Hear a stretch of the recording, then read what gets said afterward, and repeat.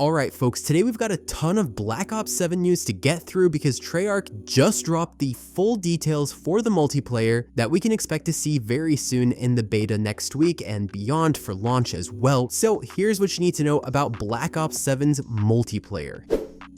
First up, Black Ops 7 is releasing on November 14, and the open beta is going to be next week, meaning that we're going to be seeing a lot of what we'll be getting on November 14 very soon. It feels like this year is really a make or break type situation for Call of Duty, just because Battlefield 6 is competing pretty rough with them this year, so we'll have to see if Black Ops 7 can pull through and deliver an actual Call of Duty experience that everyone wants. As we know, that hasn't really been the case with Black Ops 6, so we'll just have to wait and see.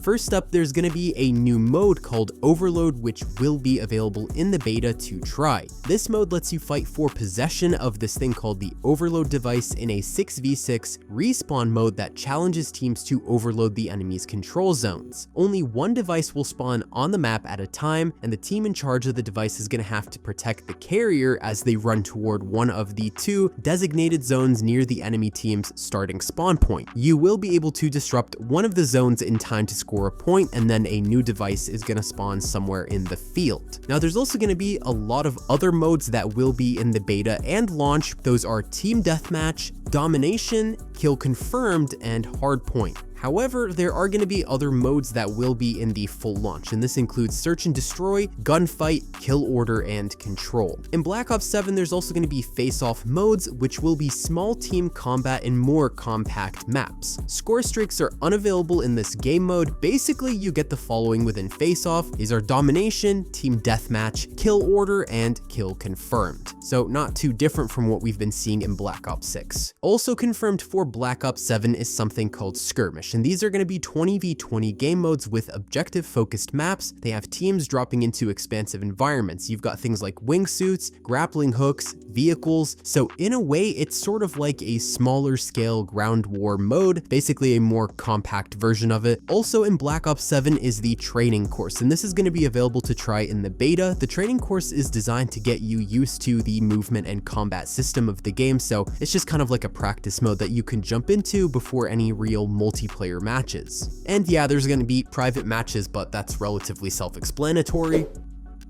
Now for the maps, these are a big deal because there's going to be 18 total maps coming out at launch. 16 of them are going to be 6v6 maps, and then we're going to have 2 large 20v20 skirmish maps. Treyarch is claiming that Black Ops 7 was built to provide intense gameplay in its 2035 setting. So you've got 3-lane designed maps, and they are taking into consideration fast gunplay. This is pretty on par with what Treyarch does anyways. The maps aren't going to be dropping all at once. Treyarch does say it's going to be a staggered release, but in the beta we're going to get access to a few of the maps. Here is the full list of all the maps that are going to be available at launch, or at least what's been confirmed so far. I'm just going to start with the maps that are going to be in the beta, and I'll expand from there. So in the beta we've got Blackheart, Cortex, Exposure, Imprint, The Forge, and Toshin. Beyond the beta confirmed maps, there's also Colossus, Den, Flagship, Homestead, Paranoia, Retrieval, and Scar. There's also 3 Black Ops 2 remastered maps, and those are Express,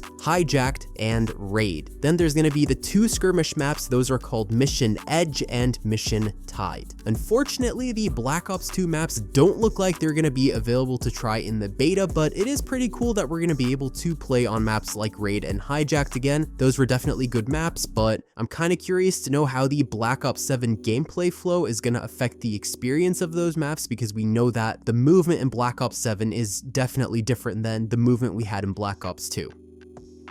Now let's move past the maps and talk about loadouts. Of course, we've got loadouts this time around, and the loadout menu is going to include the following: primary weapons, secondary weapons, melee weapons, tacticals, lethals, field upgrades, perks, combat specialty, and wild cards. You can customize and name up to 10 at a time, and you can fix the loadouts up before and during matches, as usual. Nothing too crazy there. You can now customize your tactical and lethal equipment, field upgrades, and score streaks using something called the overclock system. So using the items while you're in a match will let you unlock up to 2 overclock abilities over time. These can do things like provide lower score for score streaks, decrease charge time for field upgrades, and even add extra extra lethality for whatever equipment it is that you're using.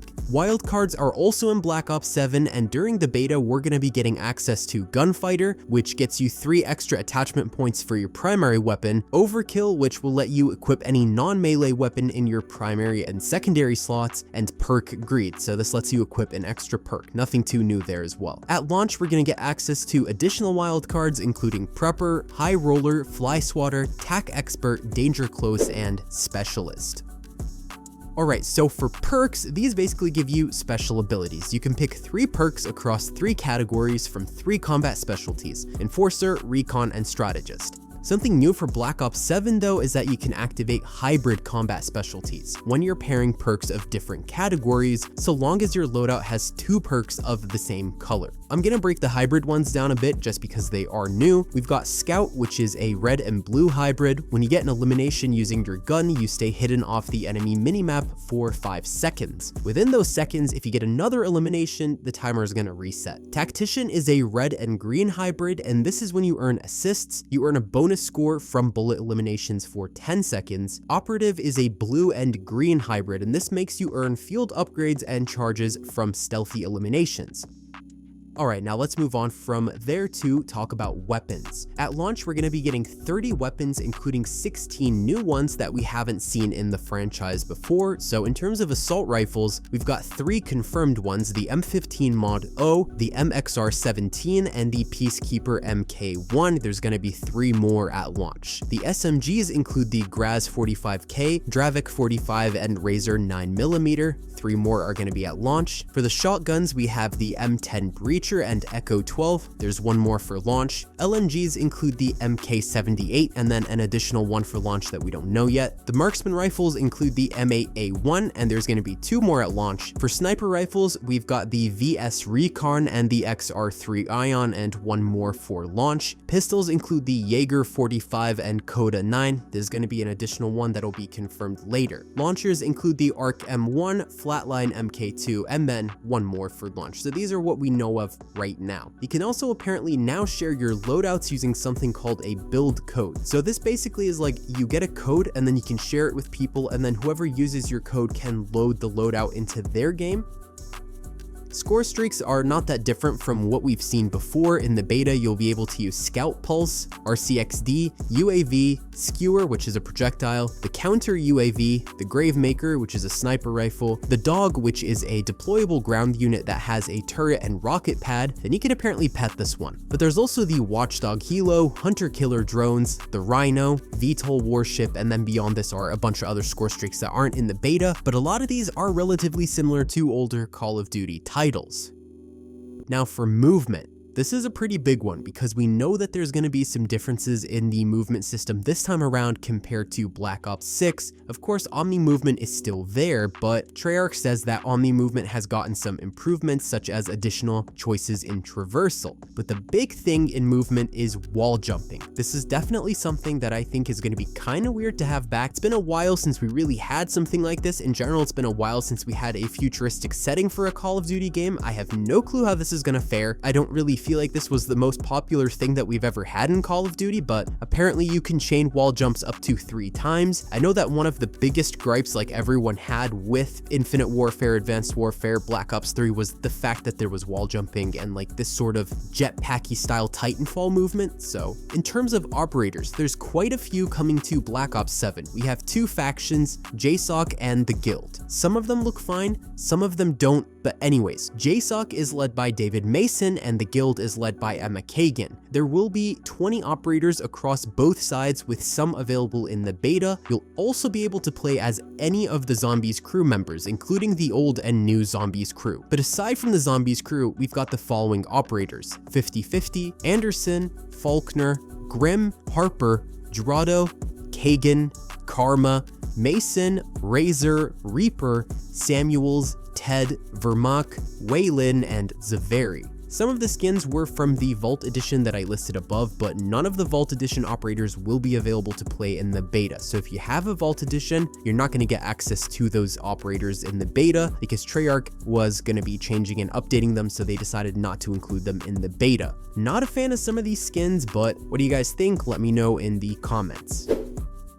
Level unlocks are now available across more modes, so you gain XP wherever you play in Black Ops 7. That includes the co-op campaign, zombies, Dead Ops Arcade 4, and Warzone. Classic Prestige is back, so you prestige after level 55, and there's 10 prestige levels with a level reset, permanent unlock token, and prestige icon reward. It's pretty much the same as before, so nothing too different here. However, Treyarch says the prestige system is going to be deeper at Prestige Master with more rewards. Now, prestige for weapons is finally back for the first time since Black Ops 4, and this means that it'll give you more rewards for leveling your weapon.